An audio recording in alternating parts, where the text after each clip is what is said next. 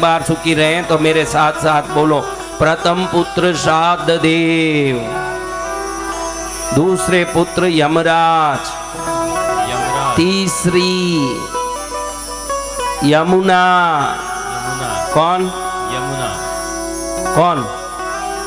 यमुना। अब इन तीनों के बारे में देखते हैं। पहले श्राद्ध देव ही अभी जो मनवंतर चल रहा है हमारा, उसके वैवस्वत मनु हुए, वही अभी वैवस्वत मनवंतरे बोल के हम संकल्प करते हैं। अभी जो मनवंत्र चल रहा है वो श्राद्ध देव जो सूर्य के प्रथम पुत्र है, उनका ही काल चल रहा है अभी, ये वैवस्वत मनवंतर है। समझ गए? दूसरे पुत्र दक्षिण दिशा के दिक्पाल होके नरक के अधिष्ठायक अधिपति हो गए, जो यमराज है। धर्म अधर्म का विचार करके जीवों को दंड देना और नरक में डालना, ये सब काम दूसरे पुत्र। तीसरी पुत्री यमुना यहाँ जहाँ पास है, वही हम बैठ के कथा सुन रहे हैं, जो यमुना नदी बन के बह रही है, सूर्य देव की तीसरी पुत्री। कौन? हाँ, यमुना यही है, यमुनोत्री यही है, पास में ही है। तो हम वहीं बैठ के सुन रहे हैं, वो भी माँ प्रसन्न होती होगी, मेरी कथा बोल रहे हैं, पुण्य बढ़ रहा है अपना, बड़ा पुण्य हो रहा है। अभी चौथे पुत्र है श्रुतस्रवस। कौन है? वो सर्वाणी नाम के मनवंतर के मनु बनेंगे, वो एक। पांचवे श्रुतकर्मा। कौन? ये कौन है? श्रुतकर्मा शनि देव।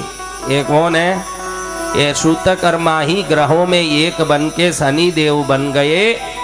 सूर्य देव के दो पुत्रों भी न्यायवान, एक यमराज जो न्याय के हिसाब से दंड दें, एक शनि जो न्याय देख के दंड दें।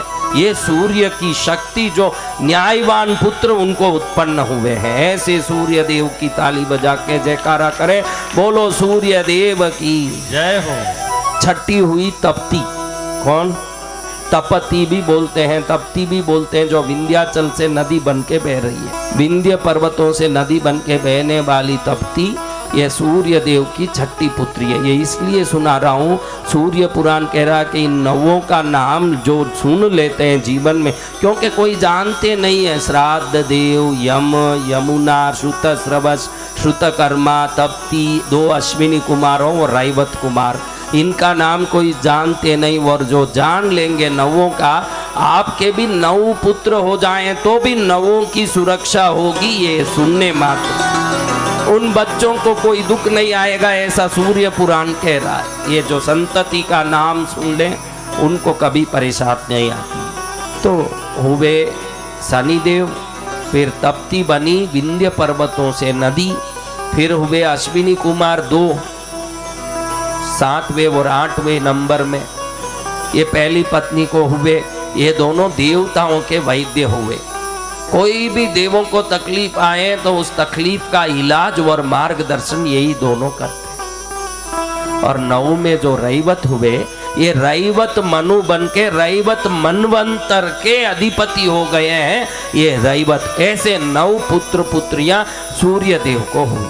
ऐसे सूर्य देव की गर्मी बहुत होते देख विश्वकर्मा ने कहा कि मेरी बेटी भी घबरा रही है और परिवार में भी क्लेश होता है, तो अपनी गर्मी थोड़ा शांत कर लीजिए, अपनी गर्मी थोड़ा शांत कर लीजिए। तो सूर्य देव के सामने ब्रह्मा प्रकट होते हैं। ब्रह्मा कहते हैं, सूर्य देव, 14 लोग आपकी गर्मी से संतप्त हो रहा है, बड़े बड़े हरे वृक्ष जल के राख हो रहे हैं। आपसे हम ब्रह्मा विष्णु महेश निवेदन करते हैं कि जैसे विश्वकर्मा ने कहा है, वैसे ही आप अपनी गर्मी को थोड़ा शांत कर लीजिए। अब सूर्य देव किस प्रकार अपनी गर्मी को शांत करते हैं, किस प्रकार ब्रह्मा जी की बात को मान के विश्वकर्मा इनकी गर्मी को शांत करते हैं, और सूर्य देव की महिमा क्या है, आगे ये पितृपक्ष में सुनते जाएंगे। अपना भी जीवन पितृओं की कृपा से परिपूर्ण हो जाएगा। अनंतों पीढ़ियों से पितृ हमारे ऊपर बैठ के देख रहे हैं कि मेरे पूर्वज क्या कर रहे हैं और मेरी संतान क्या कर रही है। देखो, इसी ऋषिकेश में कई पूर्वजों का श्राद्ध सब करने के लिए नीचे लोग आते हैं कि नहीं है ऋषिकेश में? वो उधर अपने पूर्वजों का श्राद्ध तर्पण करने आते हैं। तो वहीं इनके जेब कतरने भी कहीं चोर आते हैं कि नहीं? ये लोग बेचारे यहाँ आके कहते हैं कि हमारे पूर्वज प्रसन्न हो जाएं, इसलिए श्राद्ध तर्पण कर रहे हैं। हर हर गंगे, क्या कहते हैं? हमारे पूर्वज प्रसन्न हो जाए इसलिए हम श्राद्ध तर्पण कर रहे हैं, हर हर गंगे। पीछे वो पिक पॉकेट वाला कहता हम कर देंगे तुम्हें नंगे। हाँ, अब आप ही देख लीजिए, उनके भी तो कोई पूर्वज होंगे।